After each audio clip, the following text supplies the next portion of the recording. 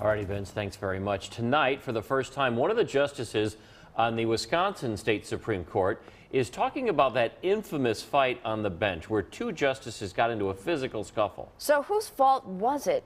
Tonight, their colleague, Justice Pat Roggensack, is giving her opinion. Mike Lowe explains why she's suddenly talking now. You try to seek common. Marquette University law professor Ed Falone is challenging incumbent Justice Pat Roggensack.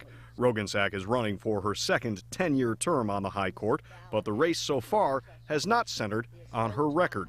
All he talks about is, quote, dysfunction on the court. Well, the court is not up for election. Roggensack wants to make it clear she is the one up for re-election, not Justice David Prosser or anyone else on the court. The Supreme Court has suffered just a grievous injury as an institution. Just awful. She says the physical scuffle between Prosser and Justice Ann Walsh Bradley has damaged the court's credibility. When asked, Justice Bradley was in one room. Justice Prosser was in another room. She detailed the incident at the press club. Justice Prosser was not yelling or using bad language.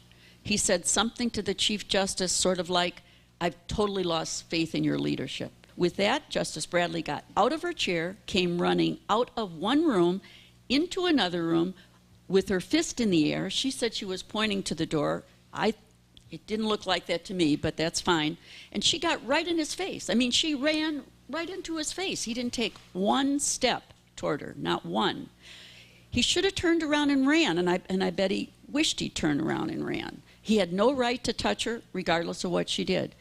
However, I believe they're both out of line. And the incident continues to hang over the court like a dark cloud, and there's still no resolution in terms of discipline for either of the justices. Roggensack says the only explanation for what happened is that both justices' nerves were, quote, totally fried. She says restoring credibility is a top goal, but she wants voters to look at her record as a justice who brings a wealth of experience to the bench. Ed Falone will be the press club's guest on Thursday, and we'll have a report on his appearance at that time. Back to you.